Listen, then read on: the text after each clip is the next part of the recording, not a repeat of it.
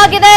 ಇಷ್ಟು ದಿನ ಅಲೋಕ್ ಕುಮಾರ್ ಅವರಿದ್ರು. ಅಲೋಕ್ ಕುಮಾರ್ ಎತ್ತಂಗಡಿ ಮಾಡಿದ್ದಾರೆ ಬಿಎಸ್ವೈ. 45 ದಿನಗಳಲ್ಲೇ ಅಲೋಕ್ ಕುಮಾರ್ ಟ್ರಾನ್ಸ್ಫರ್ ಆಗಿದ್ದಾರೆ. ಅಧಿಕಾರ ವಹಿಸಿದ ಕೆಲವೇ ದಿನಗಳಲ್ಲಿ ಅಲೋಕ್ ಕುಮಾರ್ ಇದೀಗ ಟ್ರಾನ್ಸ್ಫರ್ ಆಗಿದ್ದಾರೆ. ಅಲೋಕ್ ಕುಮಾರ್ ಅವರನ್ನ ಎತ್ತಂಗಡಿ ಮಾಡಿದ್ದಾರೆ ಬಿಎಸ್ವೈ. ಹಾಗಾದ್ರೆ ನೂತನ ಕಮಿಷನರ್ ಯಾರು? ಅಲೋಕ್ ಕುಮಾರ್ ಅವರ ಜಾಗದಲ್ಲಿ ಯಾರು ಬಂದಿದ್ದಾರೆ? 45 ದಿನಗಳಲ್ಲೇ ಅಲೋಕ್ ಕುಮಾರ್ ಟ್ರಾನ್ಸ್ಫರ್ ಆಗಿದ್ದಾರೆ. ಇದೀಗ ಬೆಂಗಳೂರು ನೂತನ ಕಮಿಷನರ್ ಆಗಿ ಭಾಸ್ಕರ್ ರಾವ್ ಅವರು ನೇಮಕ ಆಗಿದ್ದಾರೆ. ರಾಜ್ಯ ಸರ್ಕಾರ ಈ ಹೊಸ ಆದೇಶವನ್ನ ಹೊರಡಿಸಿದೆ. ಭಾಸ್ಕರ್ ರಾವ್ ಅವರನ್ನ ನೇಮಿಸಿ ಇನ್ನು ಅಲೋಕ್ ಕುಮಾರ್ ಅವರು ಕೆಎಸ್ಆರ್ಪಿಗೆ ವರ್ಗಾವಣೆ ಆಗಿದ್ದಾರೆ ಅಂತ ಗೊತ್ತಾಗಿದೆ. 45 ದಿನಗಳಲ್ಲೇ ಬೆಂಗಳೂರು ಕಮಿಷನರ್ ಚೇಂಜ್ ಆಗಿದ್ದಾರೆ. ಅಲೋಕ್ ಕುಮಾರ್ ಅವರ ಜಾಗಕ್ಕೆ ಭಾಸ್ಕರ್ ರಾವ್ ಅವರ ನೇಮಕ ಆಗಿದೆ. ಈ ನೂತನ ಆದೇಶವನ್ನ ರಾಜ್ಯ ಸರ್ಕಾರ ಹೊರಡಿಸಿದೆ. ಇಸ್ ಫೋಟೋದಲ್ಲಿ ನೋಡ್ತಾ ಇದೀವಲ್ಲ ನಾವೀಗ, ಇವರೇ ನೂತನ ಕಮಿಷನರ್ ಈಗ ಭಾಸ್ಕರ್ ರಾವ್ ಅವರು.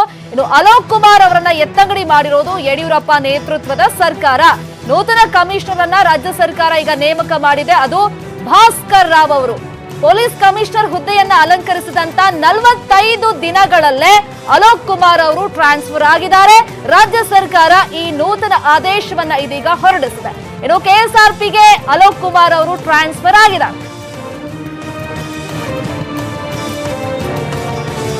ಇಂಥದ್ದೊಂದು ಗುಮಾನಿ ಇತ್ತು, ಬಹುಶಃ ಈ ರೀತಿ ಆಗಬಹುದು. ಅಲೋಕ್ ಕುಮಾರ್ ಅವ್ರ ಜಾಗಕ್ಕೆ ಬೇರೊಬ್ರು ಬರ್ತಾರೆ. ಯಡಿಯೂರಪ್ಪ ಅವರು ಮುಖ್ಯಮಂತ್ರಿ ಸ್ಥಾನವನ್ನ ಅಲಂಕರಿಸ್ತಾ ಇದ್ದಂತೆ ಈ ರೀತಿಯಾದ ಚರ್ಚೆಗಳು ಜೊತೆಗೆ ನಿರೀಕ್ಷೆಗಳು ಇದು ಬಹುಶಃ ಚೇಂಜ್ ಆಗಬಹುದು ಪೊಲೀಸ್ ಕಮಿಷನರ್ ಅಂತ. ಅದರಂತೆ ಇವತ್ತು ಅಧಿಕೃತವಾಗಿ ರಾಜ್ಯ ಸರ್ಕಾರ ತನ್ನ ಆದೇಶವನ್ನ ಹೊರಡಿಸಿದೆ. ಅದ್ರ ಪ್ರಕಾರ ಇದೀಗ ಅಲೋಕ್ ಕುಮಾರ್ ಅವರ ಜಾಗಕ್ಕೆ ಭಾಸ್ಕರ್ ರಾವ್ ಅವರ ನೇಮಕ ಆಗಿದೆ.